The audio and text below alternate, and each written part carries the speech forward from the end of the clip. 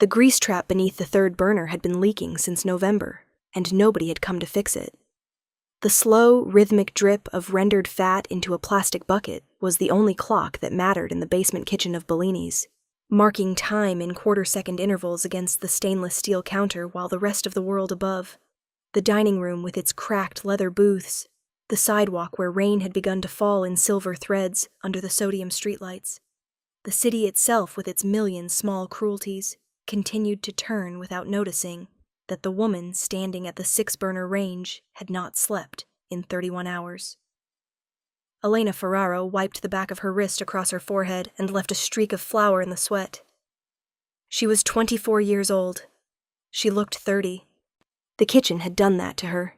Not just this kitchen, though this kitchen had certainly contributed its share, with its temperamental pilot lights and its walk-in cooler that ran 3 degrees too warm, and its ancient hood vent that pulled smoke about as effectively as an open window in a hurricane. It was every kitchen.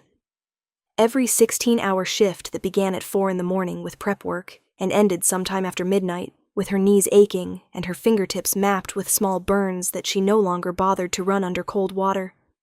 Her hands told the story her face had learned to hide. They were precise hands, quick and certain, scarred across the knuckles and calloused at the fingertips, and they moved across the cutting board with a fluency that did not belong in a place like this. She broke down an onion in 9 seconds, for she did not count. She did not need to. The restaurant above her was called Bellini's, though it had no connection to any Bellini living or dead, and had not served a proper Bellini cocktail in the 11 years since Sal Fortuna had purchased the building from a retiring couple and immediately replaced the imported marble countertops with laminate. Sal was upstairs now, Elena knew, sitting in his usual spot at the end of the bar, nursing a bourbon he had poured himself from the bottle he kept behind the register, watching a basketball game on the television mounted above the liquor shelf with a sound so low it was essentially pantomime. He would stay there until close. He always did. And when the last customer left, he would walk down the stairs, inspect the kitchen with the joyless efficiency of a man checking a mousetrap, remind Elena that the health inspector was coming next week, and leave without saying goodnight. This was the rhythm. This was the life she had chosen, or that had chosen her, or that had simply settled around her like silt at the bottom of a river after the current stopped caring where it deposited things. She was plating a risotto, saffron, pancetta, a shave of aged Parmesan that she had purchased herself because Sal refused to stock anything that cost more than $9 a pound, when the ceiling above her shuddered. Not from music, not from the usual clatter of chairs and dropped silverware, from weight, from the collective displacement of air that happens when a group of large men enters a small space simultaneously and every molecule in the room rearranges itself to accommodate their presence. And she heard it in the way the floorboards above her groaned, in the way the ambient noise of the dining room, the low murmur of the 3 couples, and the solo drinker who constituted tonight's clientele simply stopped. Not faded, stopped. As if someone had pressed a mute button on reality itself. Elena did not look up. She finished the risotto. She wiped the rim of the plate with a clean towel, the way her father had taught her, turning the plate clockwise, the towel following the curve in a single unbroken motion, removing every stray grain and every errant drop of broth. Because a plate was not a plate, her father had said. It was a frame, and what you put inside the frame was your signature, your name written in food, and you did not sign your name on a dirty canvas. She placed the finished plate on the pass. She rang the bell. Yeah, and only then, in the silence that followed the bell's small bright note, did she allow herself to listen to what was happening above her. Footsteps, heavy, deliberate, evenly spaced. Not the shuffling gait of Bellini's usual customers, the elderly couples who ordered the chicken parmesan because it was $12 and came with a side salad, or the college students who split a single pizza and left a $2 tip. These footsteps had intention, direction. They crossed the dining room floor with the unhurried confidence of men who had never been asked to wait for a table and would not understand the request if it were made. Gina appeared at the top of the kitchen stairs. She was 53, broad-hipped, what with reading glasses perpetually perched on her forehead, like a second pair of eyes that had given up trying to see anything worth looking at. She had been waitressing at Bellini's for 9 years, and in those 9 years, Elena had never seen her flustered. Gina did not get flustered. Gina got annoyed, exasperated, sarcastic, and occasionally profane, but flustered was not in her repertoire. Tonight, flustered had arrived. She came down 3 steps and stopped. Her face was the color of old paper. She was holding her order pad against her chest like a shield. "Table 6, she said. Her voice was steady, but her hand was not. 6 men. They want the private dining room. Elena reminded her that Bellini's did not have a private dining room. Gina looked at her the way a person looks at someone who has missed the fundamental point of a conversation. They want the back section, she said. All of it. Sal already moved the other customers. He moved them himself. He carried their plates. Elena processed that information. Sal Fortuna had not carried a plate in 11 years. Sal Fortuna believed that carrying plates was beneath him, that it was a task for the help, for the Ginas and the Elenas, for the people whose names he sometimes forgot, even though he signed their paychecks. If Sal had carried plates tonight, then the men sitting in the back section of his restaurant were not men he could afford to disappoint. She asked what they ordered. Gina looked at her pad. The man at the head of the table, she said, and then she paused and corrected herself. Not the head of the table. It's the center. He sits in the center, like it is the only seat in the room. He ordered the ossobuco. Elena felt something tighten in her chest. The ossobuco at Bellini's was not ossobuco.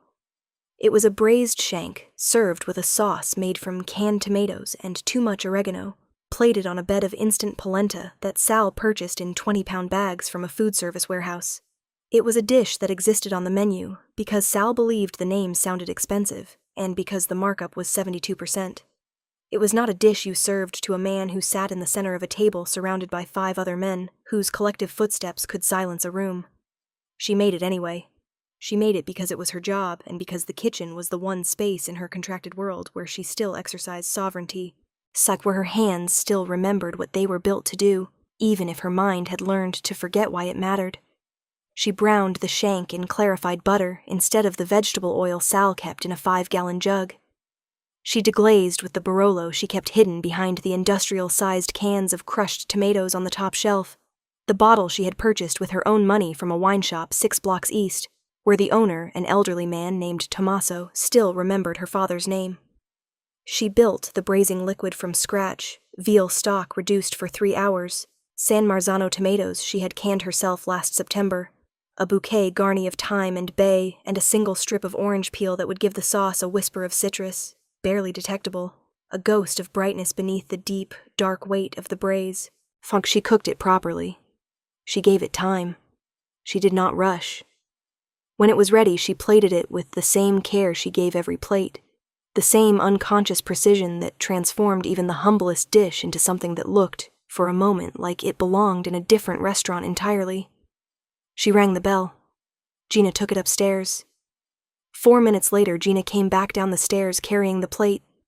It was untouched. No, not untouched. A single bite had been taken. 1 forkful, lifted and tasted and considered, and then the fork had been set down with what must have been a deliberate, almost surgical precision, because Elena could see the exact impression of the tines in the polenta, 4 parallel lines like the tracks of some small, purposeful animal. He wants it remade, Gina said. Elena stared at the plate, and she asked what was wrong with it. Gina shook her head. He did not say what was wrong. He said it was not right.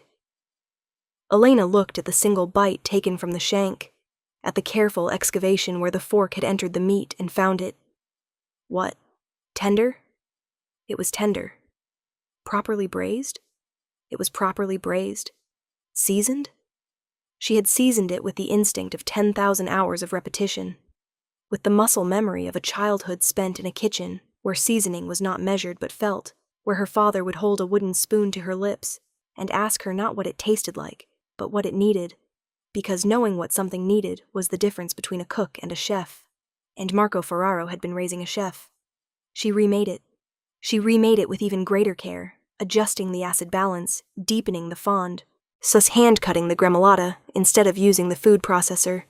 She plated it. She rang the bell. Gina took it upstairs. 6 minutes later, Gina came back. Same plate, 2 bites taken this time. 2 precise, evaluative incisions into the meat. He wants it remade, Gina said again, and this time there was something in her voice that was not flustered, but afraid. He said the same thing. It is not right. Elena stood very still. The drip from the grease trap continued its rhythm. Plink, plink, plink. She counted 4 drips. In those 4 drips, she reviewed her options. She could remake it a 3rd time. She could change the recipe entirely. She could send Sal down to deal with it, though Sal was almost certainly upstairs right now performing whatever version of hospitality a man like Sal performed when confronted with men he was afraid of, scene which probably involved free drinks and a lot of nodding. Or she could do what every nerve in her exhausted, sleep-deprived, overworked body was telling her to do. She untied her apron. She folded it once, precisely, and set it on the counter beside the twice-rejected plate. She rolled down the sleeves of her chef's coat, which she had rolled up past her elbows because the kitchen ran 15 degrees hotter than the dining room, and because the motion of rolling up her sleeves was the motion of preparation, of readiness, of a woman who was about to work. Rolling them down was the opposite gesture. It was the gesture of a woman who was finished. She walked up the stairs. Gina called after her. "Elena," she said. "Elena, do not go up there." Elena did not stop. She climbed the stairs the way she moved through the kitchen, without wasted motion, each step placed with the deliberate economy of someone who had been trained to navigate small spaces at speed, without ever bumping a pot handle or catching a sleeve on a burner knob. The staircase was narrow and smelled of old wood and older grease, and it opened into the back corridor of the dining room like a throat opening into a mouth. She saw them immediately. The back section of Bellini's had been cleared. The 4 small tables that usually occupied the space had been pushed together into a single long surface, covered with a white tablecloth that Elena recognized as one of the good ones. The ones Sal kept in a closet and brought out only when someone from the health department came for an inspection. 6 men sat around this improvised table. 5 of them were large in the way that men are large, when size is part of their job description. Broad through the shoulders, thick-necked, hands that rested on the tablecloth with the relaxed menace of sleeping dogs. They wore dark suits. They wore watches that caught the light. They sat with their backs straight and their eyes moving, always moving, scanning the room in slow, practiced arcs the way radar dishes scan a horizon. The 6th man sat in the center. He was not the largest. He was, in fact, of average build, lean, well-proportioned, with the kind of physical economy that suggested not bulk, but efficiency. His suit was darker than the others, a charcoal so deep it approached black, and it fit him with the precision of something that had been built on his body rather than purchased from a rack. His hands rested on the table, and they were still. Completely still. No drumming of fingers, no adjustment of cufflinks, no unconscious fidgeting. His stillness was not passive. It was the stillness of a man who had eliminated every unnecessary motion from his existence, because unnecessary motion was a form of noise. And this man, Elena understood in the single second it took her to process his presence, was a man who despised noise. His face was constructed of angles, high cheekbones, a jaw that could have been cut from stone, a nose that had been broken at least once and had healed with a slight deviation that saved his face from perfection and gave it instead the quality of something used, tested, proven.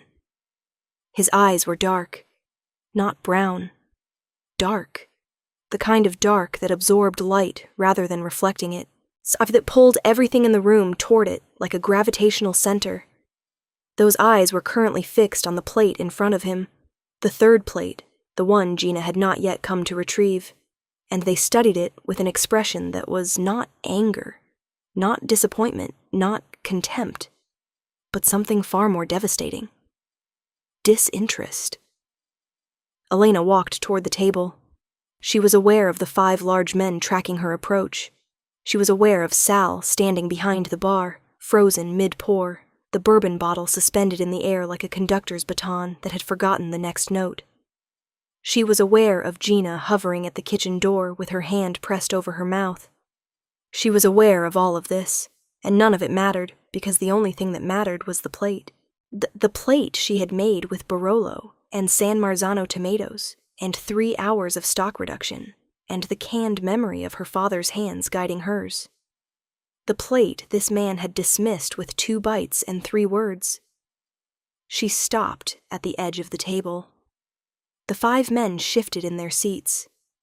Not dramatically, not visibly, to an untrained eye. But Elena had spent years reading body language in kitchens, decoding the micro-expressions of line cooks who were about to drop a pan, of waiters who were about to lose their composure, of Sal when he was about to deliver one of his speeches about waste and margins, and why she should be grateful to have a job at all. She knew what the shift meant. It meant these men were recalibrating. They were assessing threat level. They were preparing. The man in the center did not look up, or he continued to study the plate as if it were a document written in a language he was still deciding whether to read. Elena spoke. Her voice was not loud. It did not need to be. The room was so quiet she could hear the rain against the front windows, 20 feet away and behind a wall. She said, "There is nothing wrong with that plate." The man's eyes moved. Not his head, just his eyes. They traveled from the plate to her face, and the journey took approximately 1 second. But in that second, Elena felt the full weight of his attention settle on her like a physical force, like a hand placed flat against her sternum, not pushing, but present, undeniable, making itself known. He said nothing. She continued. She said, "The shank is braised for 3 hours in a proper stock. The gremolata is hand-cut. The polenta is the only thing wrong with this dish, and that is because the man who owns this restaurant buys it from a warehouse in 20-pound bags, and there is nothing I can do about that from a kitchen that does not have a single piece of equipment manufactured in this century. If you do not like it, that is your right. But do not send it back to me and tell me it is not right, because it is right. I made it right, and I do not have the time, or the energy, or the interest in remaking it a 3rd time for a man who cannot articulate what he actually wants." The silence that followed was architectural. It had walls and a ceiling. It had weight-bearing columns and load-bearing beams. It was a structure built from the collective held breath of every person in the room, and it was so complete that Elena could hear the grease trap dripping in the kitchen below, that steady metronome counting out the seconds of what might very well be the last professional act of her life. One of the 5 men moved, not a large movement. A shift of weight. A redistribution of mass that preceded standing. His hand moved toward the inside of his jacket in a motion so practiced it was almost unconscious. The way a person reaches for a phone or a wallet, except this was not a phone, and it was not a wallet. The man in the center raised 1 finger, index finger, left hand. The movement was no more than an inch, a gesture so minimal it could have been a muscle twitch, but the effect was immediate and absolute. The man who had been reaching stopped. His hand returned to the table. He sat back. He did not move again. The man in the center looked at Elena. He looked at her for a long time. He looked at her the way a jeweler looks at a stone, turning it in the light, examining facets, searching for flaws that might also be features. Then he looked at the plate again. Then he picked up his fork. He took a 3rd bite.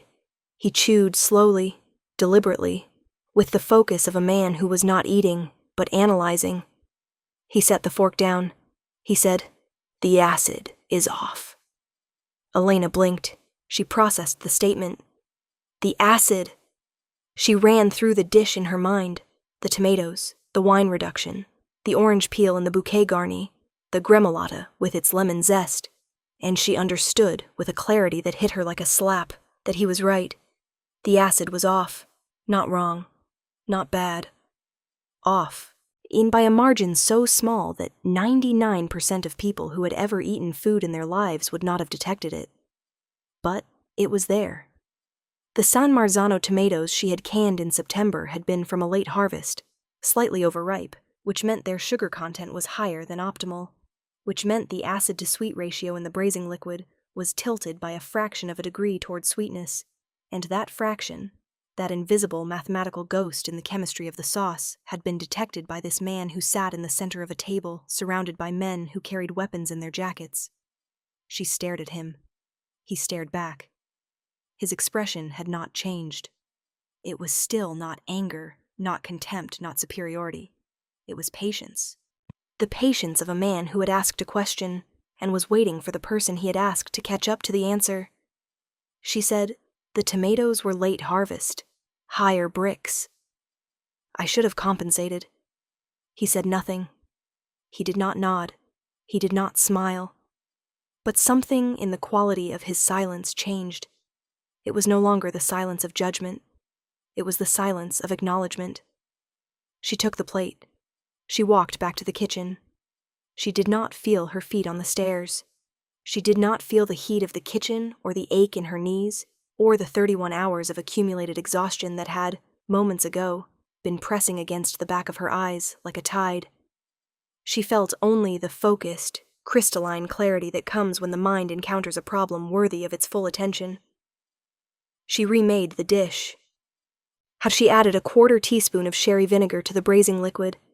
She brightened the gremolata with an additional pass of microplaned lemon zest. She tasted. She adjusted. She tasted again. The acid sang. It was a note she had missed before, a single string out of tune in an otherwise harmonious chord, and now that she heard it, she could not understand how she had missed it. She plated the dish with hands that were no longer tired. She did not ring the bell. She carried it upstairs herself. She set it in front of him without speaking. He ate. Not a single bite. Not 2 evaluative incisions. He ate the entire dish, slowly, with the same analytical focus. And when he was finished, the plate was clean. Not polished. Clean. The way a plate is clean when the food on it has been consumed completely and without reservation. When nothing has been left behind because nothing deserved to be left behind. He set down his fork. He looked at her. He said, "Who taught you?" It was not a question in the way most people ask questions, with rising intonation and an implicit request for information. It was a statement that required a response. A door held open. She could walk through it, or she could walk away. "My father," she said. His name was Marco Ferraro. The change in the room was seismic, but invisible. No one moved. No one spoke. But the 5 men at the table exchanged glances that moved like electrical signals along a circuit, fast and charged in carrying information that Elena could not decode, but could feel. The man in the center did not exchange glances with anyone. He continued to look at Elena, and the quality of his gaze shifted again, from acknowledgement to something deeper, something older, something that might have been recognition. He said, "Ferraro's, 9th Avenue. She did not trust her voice. She nodded. He said, "I ate there. 19 years ago. Your father made me a meal I have not forgotten. Then he was gone, and the restaurant was gone, and no one could tell me why." The kitchen of Ferraro's on 9th Avenue had been a cathedral. Not literally, it was a narrow space, poorly ventilated, with a ceiling so low that Marco Ferraro, who stood 6'2" in his clogs, could press his palm flat against the plaster if he raised his arm. But it had been a cathedral in the way that mattered, a place of devotion, of ritual, of daily sacrifice, in pursuit of something that transcended the merely physical. The stove was a French La Cornue that Marco had purchased second-hand from a closing restaurant in Lyon, shipped across the Atlantic in a crate that cost more than the stove itself, and installed in his kitchen with the reverence of a priest placing a relic on an altar. The knives hung on a magnetic strip above the prep station, arranged in descending order of size, each one hand-forged by a smith in Sakai, whose family had been making blades for 200 years. The walk-in cooler was organized with a precision that bordered on the obsessive, proteins on the bottom, dairy in the center, vegetables and herbs on top, each item labeled with the date of purchase and the intended use, because waste, Marco believed, was not an economic problem, but a moral one. Elena had grown up in that kitchen the way other children grew up in living rooms. And she took her first steps on the rubber mat between the dishwashing station and the cold prep area. She learned her colors from vegetables, the deep red of San Marzano tomatoes, the violent green of basil, the alien purple of an eggplant's skin. She learned numbers from recipes. She learned patience from bread. She learned, before she learned anything else about the world, that the act of feeding another person was not a transaction, but a conversation, a form of communication older than language, and that to do it carelessly was a kind of lie. Marco Ferraro had been a genius, not the kind of genius that announces itself with noise and spectacle, but the quiet kind, the kind that sits in a narrow kitchen for 18 hours a day and makes food that changes the way people understand what food can be. His restaurant had no sign. It seated 22. There was no menu. Marco cooked what the season and the market and his instincts dictated, and people came because the people who had come before them said, "You must go. You must eat what this man makes." And so they came, and they ate, and many of them wept, not from sadness but from the strange, dislocating joy of encountering something perfect in a world that so rarely produces perfection. He was destroyed in a single season. A development company wanted the block.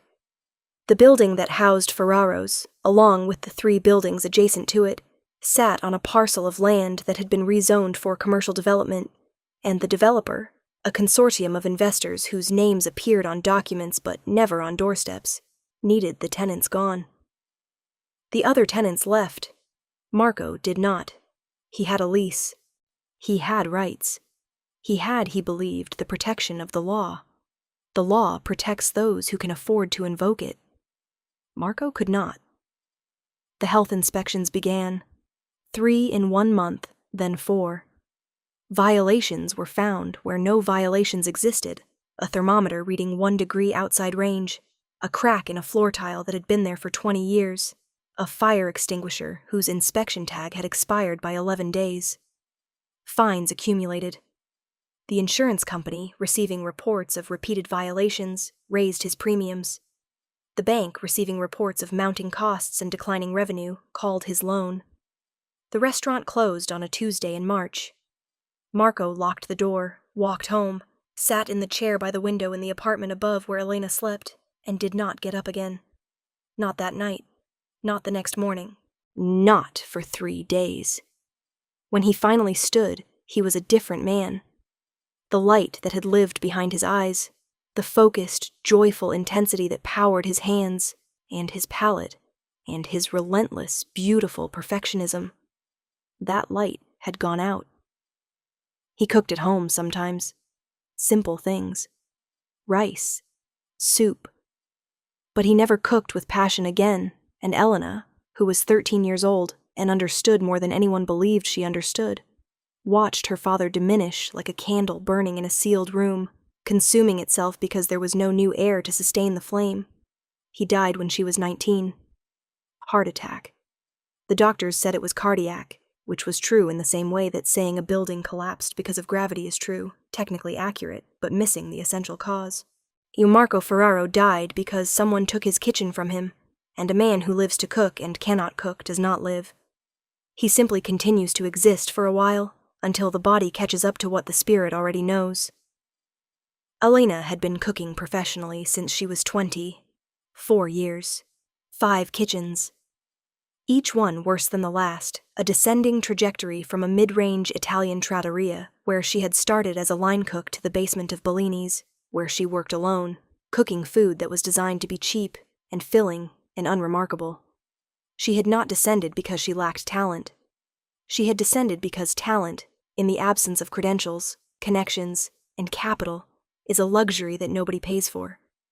She had her father's hands and her father's palate, and her father's understanding of food as a moral act. And she had no degree, no culinary school pedigree, no network of industry contacts, no money, and no name that anyone remembered, because the name Ferraro had been erased from the city's culinary memory, as thoroughly as the building on 9th Avenue had been erased from the skyline, replaced by a glass tower that housed a tech company's regional office and a lobby restaurant that served $17 avocado toast. She did not know, standing in the kitchen of Bellini's with the taste of her own vinegar correction still sharp on her tongue, that the man sitting upstairs had known her father. She did not know that his name was Dominic Saraceno, or that the name Saraceno, spoken in certain rooms in this city, produced the same effect that his entrance had produced in the dining room of Bellini's, a sudden, total cessation of all ambient noise, as if the world itself was holding its breath. She did not know that he controlled interests in real estate, shipping, private security, and hospitality across 3 states. She did not know that he had not eaten in a restaurant in 4 years because no restaurant in the city served food that met his standards, and that those standards had been set, in part, by a single meal eaten 19 years ago in a narrow restaurant on 9th Avenue that had no sign and seated 22. She knew only that he was right about the acid, and that being right about the acid meant something. It meant he could taste. It meant he understood. And for reasons she could not articulate, and did not try to, that mattered more to her than the fact that his men carried weapons, and his name carried weight, and his single raised finger could freeze a room the way a conductor's baton freezes an orchestra. He left that night without another word to her. He paid the bill in cash, a stack of hundreds placed on the table without counting, more money than Bellini's grossed in a week. He stood. His men stood.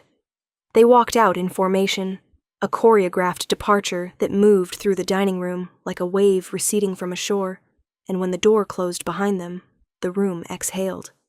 Sal exhaled. Gina exhaled. The couple at table 2, who had been sitting in frozen silence since the men arrived, exhaled, and the woman reached for her wineglass with a hand that trembled so visibly that the Pinot Grigio inside it rippled like a pond in a breeze. Elena went back to the kitchen. She cleaned her station. She scrubbed the range. She emptied the grease trap. She did all of this on autopilot, her body performing the rituals of closure while her mind replayed the conversation. If it could be called a conversation. That spare, surgical exchange of words that had contained more meaning per syllable than any dialogue she had engaged in since her father died. The acid is off. The tomatoes were late harvest. Who taught you? My father. She locked the back door at 1:15 in the morning. She walked to the bus stop in the rain. She waited. The city moved around her in its nighttime register, quieter, darker, populated by the people who inhabited the hours between midnight and dawn, the shift workers and the insomniacs and the lost. She rode the bus 14 blocks to her apartment, a studio on the 4th floor of a building where the elevator had been broken since August, and the hallway smelled of someone else's cooking. Always someone else's, because Elena never cooked at home. She could not. The kitchen in her apartment was a counter, a 2-burner stove, and a microwave, and cooking in that space felt like playing a concert on a toy piano. Technically possible, but spiritually offensive. She slept. She dreamed of her father's kitchen, the La Cornue stove, the Sakai knives, the smell of veal stock reducing, which was the smell of her childhood, the olfactory signature of a world that no longer existed. She woke at 3:45 in the morning. She dressed. She took the bus. She arrived at Bellini's at 4:30 and began prep. Onions, garlic. The mechanical repetition of dicing and mincing and measuring that constituted the foundation of every service, the invisible scaffolding upon which the day's meals would be constructed. Sal arrived at 10. He did not mention the previous night. He did not mention the cash on the table, or the men in the dark suits, or the fact that his cook had walked upstairs and confronted a man whose name Sal knew and feared. He said the produce delivery was late and asked her if she had checked the walk-in temperature. She said she had. He went upstairs. At 7:15 that evening, Gina came down the stairs. Her face was not the color of old paper this time. It was the color of no paper at all. It was white, pure, bloodless white. She said one word. Back. Elena climbed the stairs. The back section had been cleared again. The same white tablecloth. the same configuration. But tonight there were only 2 men at the table. The man in the center, Dominic Saraceno, though she still did not know his name, and one other, younger, positioned at the far end like a sentinel. The 5 from last night were elsewhere. Outside, perhaps. Or unnecessary. The presence of the one was apparently sufficient. Saraceno sat in the same position, hands on the table, still as carved marble. But there was something different tonight. In front of him, placed on the white tablecloth with a precision that suggested deliberate arrangement, were 3 items: a bottle of wine, a small paper bag, and a business card. He looked at her. He said, "Sit." She did not sit. She stood at the edge of the table, her hands at her sides, her chef's coat buttoned to the throat, her posture the posture of a woman who had spent her life standing and was not about to stop now because a man in an expensive suit told her to. He almost smiled. Almost. The expression never fully formed. It was the ghost of a smile, the architectural sketch of one, a suggestion of amusement that lived in the slight narrowing of his eyes and the barely perceptible lift at one corner of his mouth. He said, "Sit. Please." And the please was not a concession. It was a recalibration, an acknowledgement that this woman would not be commanded and that the usual vocabulary of power required adjustment. She sat. He pushed the bottle toward her. She looked at it.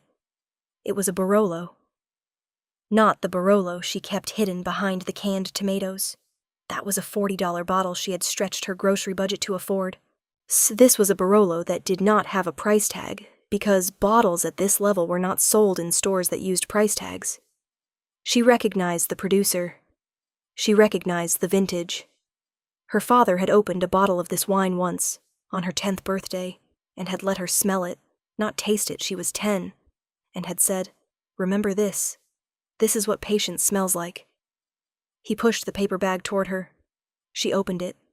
Inside was a block of Parmigiano Reggiano, aged, its rind stamped with the consortium's marks, the oval, the year, the producer's number.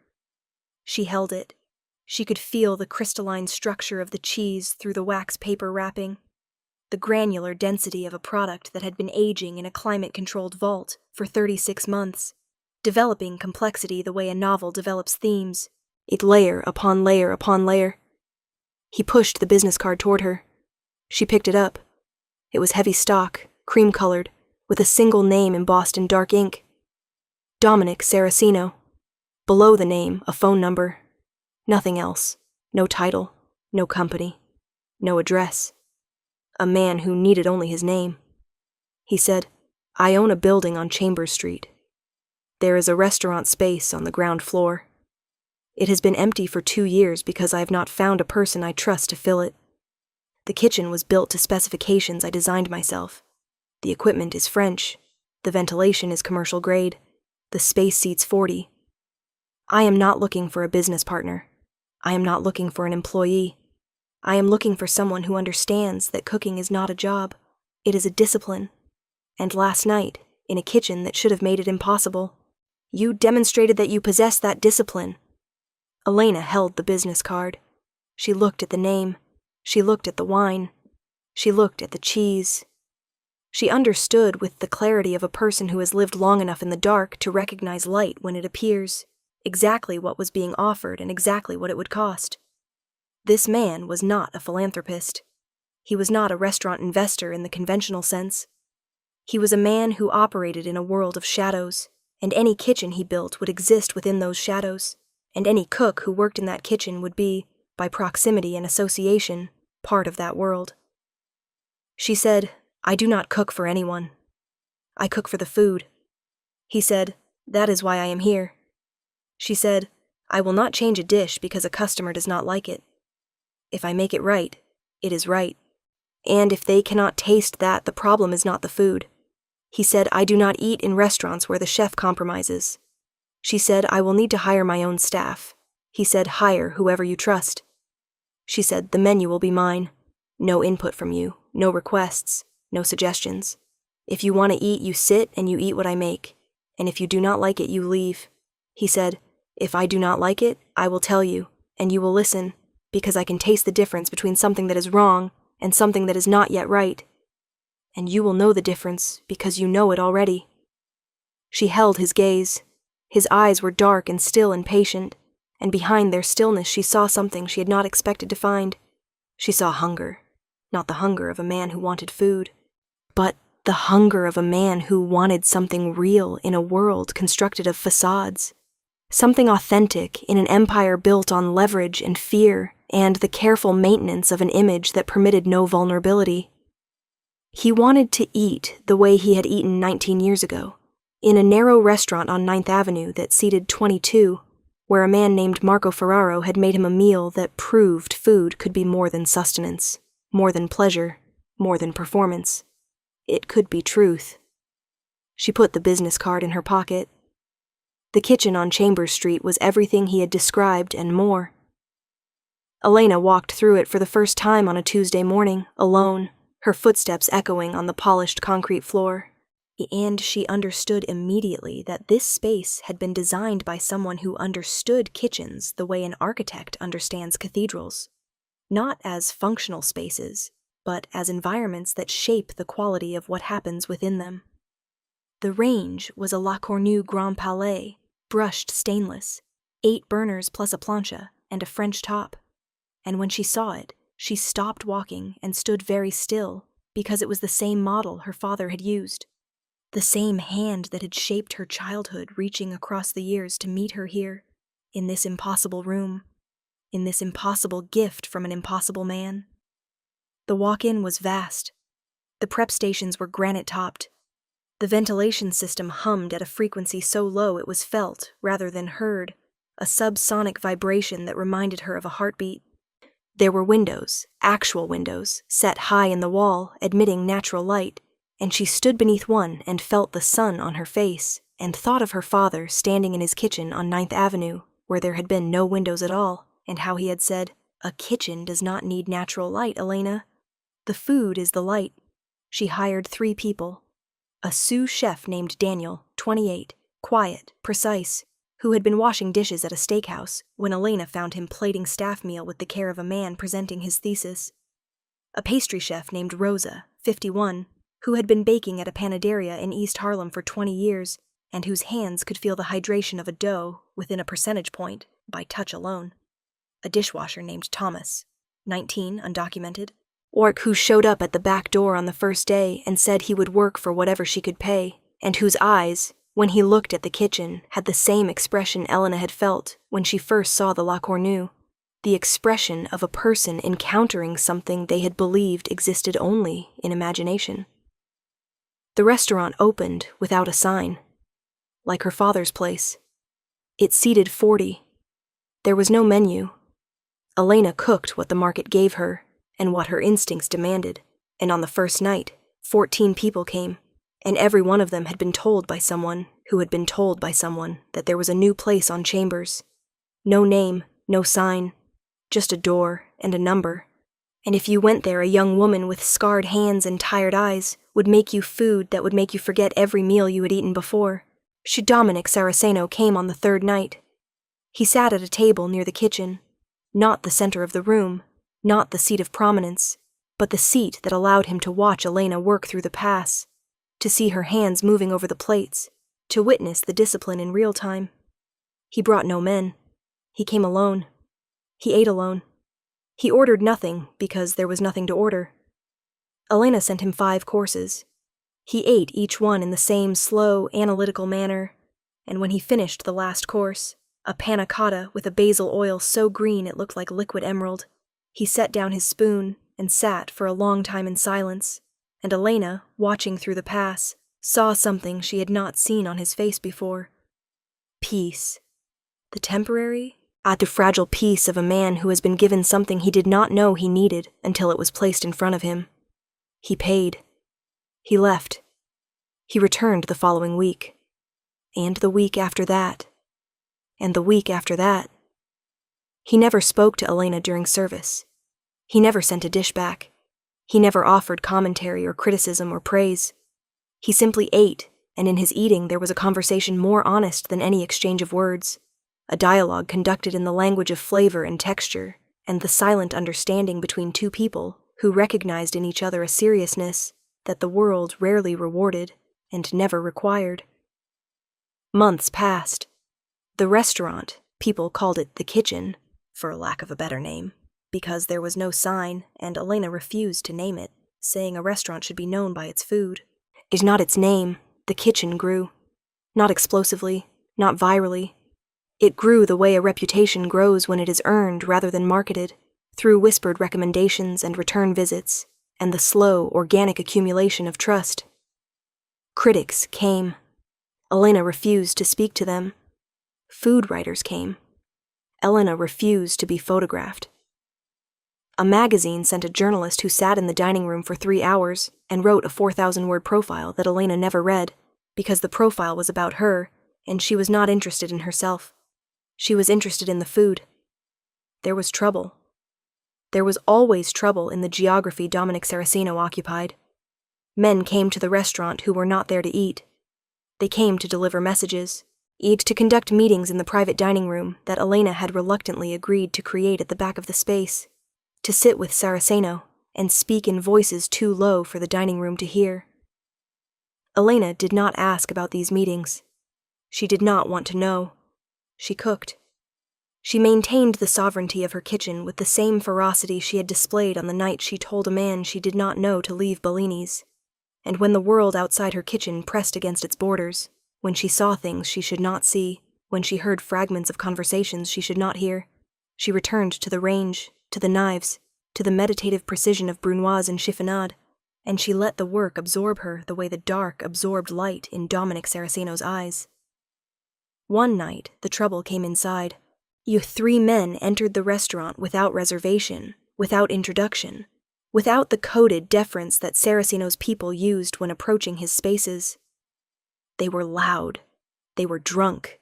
They were armed, though the weapons were concealed beneath jackets that strained across thick shoulders, visible only in the stiffness of their movements and the way they held their right arms slightly away from their bodies, creating space for a reach that they clearly hoped would not be necessary, but were equally clearly prepared to execute.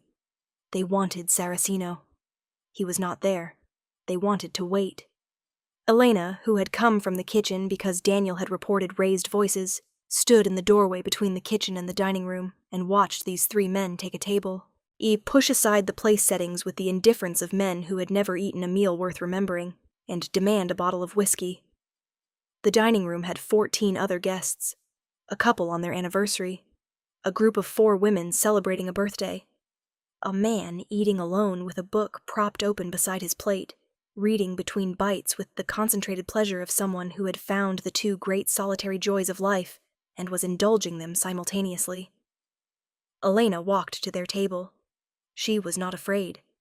This surprised her, or would have surprised her if she had taken the time to examine it, because fear was the rational response to 3 armed men who smelled of bourbon and grievance, and whose eyes moved around the room with the predatory restlessness of men looking for something to break. But Elena had spent her life in kitchens, and kitchens are dangerous places, places of fire and blades and boiling oil, and the constant intimate proximity to injury. And a person who works in a dangerous place every day develops a relationship with fear that is different from the relationship most people have. Fear becomes a tool, a sensor, a thing you use rather than a thing that uses you. She told them to leave. She did not raise her voice. She did not make a speech. She said, "You are in my kitchen. Get out." And the word kitchen, the way she said it, with the possessive weight of a woman who had earned her territory through sacrifice and skill and the inheritance of a dead man's discipline, that word was not a geographical reference. It was a claim. It was a border. It was a line drawn in the air between what was hers and what was not. The largest of the 3 men stood. He was a head taller than Elena and outweighed her by 100 pounds. He smiled the way men like him smile at women like her, with the slow, patronizing amusement of a person who believes that physical size is the final arbiter of all disputes. He said something crude. He reached for her arm. He did not reach her arm. What happened next happened in the space between one heartbeat and the next. Thomas, the 19-year-old dishwasher, appeared from the kitchen holding a cast-iron skillet. Not threateningly. He simply held it at his side, the way a person holds an object they are very familiar with, and his presence, thin, young, are utterly unremarkable except for the absolute steadiness of his gaze, was enough to make the large man pause. And in that pause, Daniel appeared in the other doorway, blocking the exit to the kitchen, his chef's knife in his hand, not raised, not pointed, just present. A tool of his trade held with the relaxed competence of a professional for whom a blade is an extension of the hand. And Rosa appeared behind Daniel, her arms white with flour to the elbows, her expression the expression of a woman who had raised 4 children in East Harlem and had dealt with men like this before they were men like this, when they were boys on her block who thought toughness was a substitute for character. 4 people holding their ground in a kitchen they had made their own. The 3 men looked at the 4 kitchen workers. They looked at the dining room full of witnesses. They calculated. The mathematics of the situation were unfavorable. Not because a dishwasher with a skillet and a cook with a knife posed a serious physical threat to 3 armed men, but because the scene, the quiet woman in the chef's coat, the young man with the cast iron, the older woman dusted in flour, the sous chef with his blade, was so unexpected, so entirely outside the script they had prepared for this encounter, that it disrupted their momentum, and men who operate on momentum are lost without it. They left.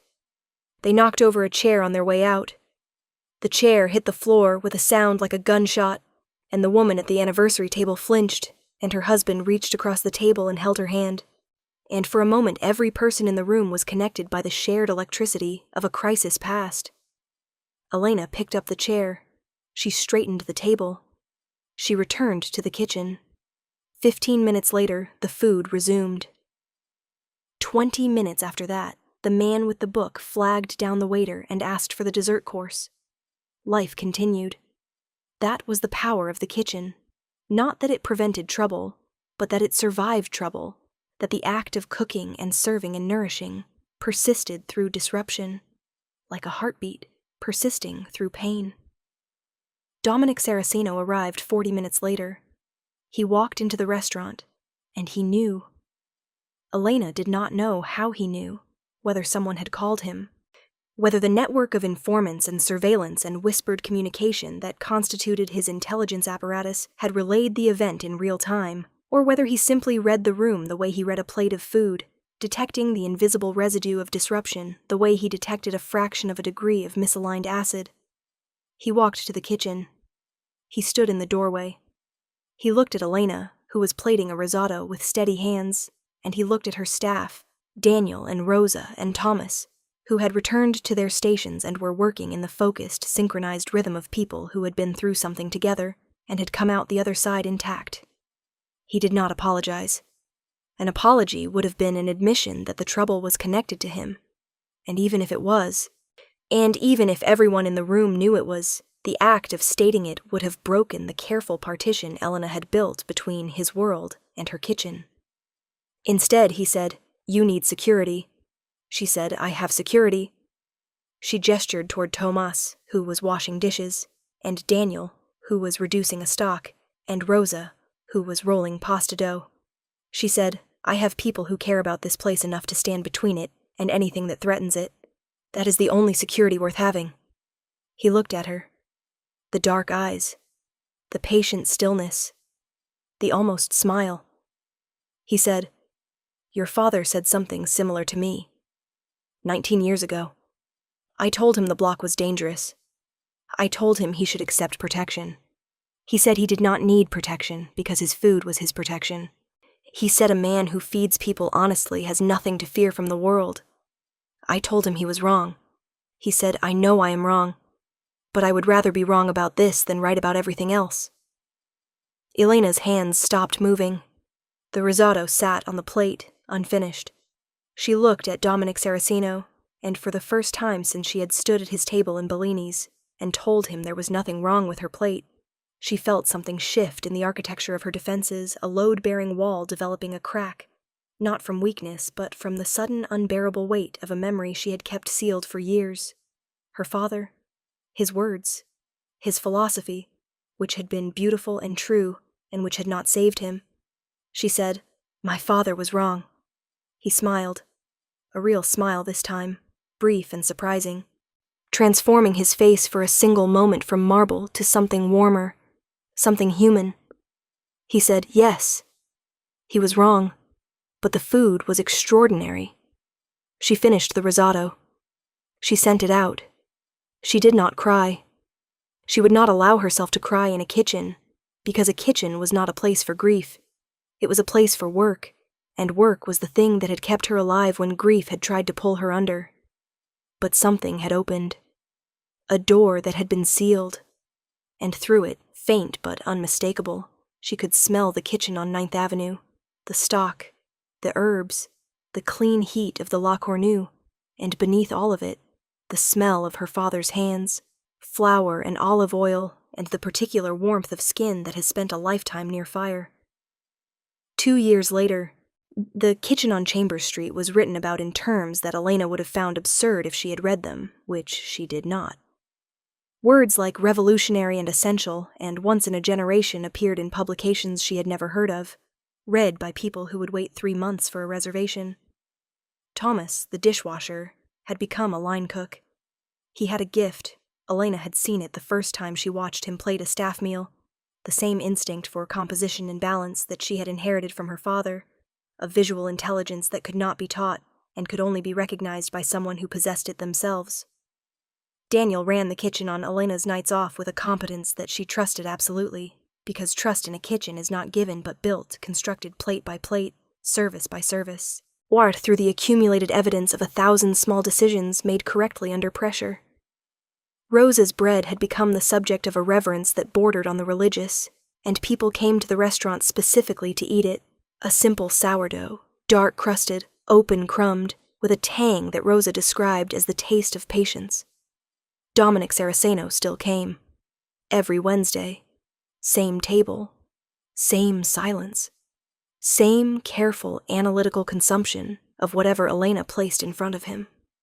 They spoke rarely and never about his world.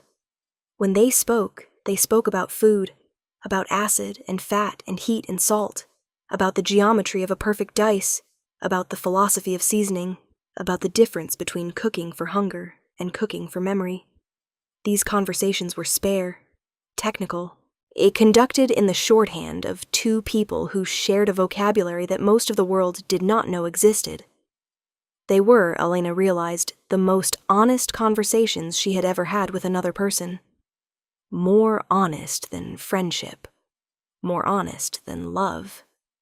The honesty of 2 people who had found, in the narrow space between a plate and a palate, a common language that neither of them spoke anywhere else. She stood in her kitchen. It was late. The last guest had gone. The staff had cleaned and departed.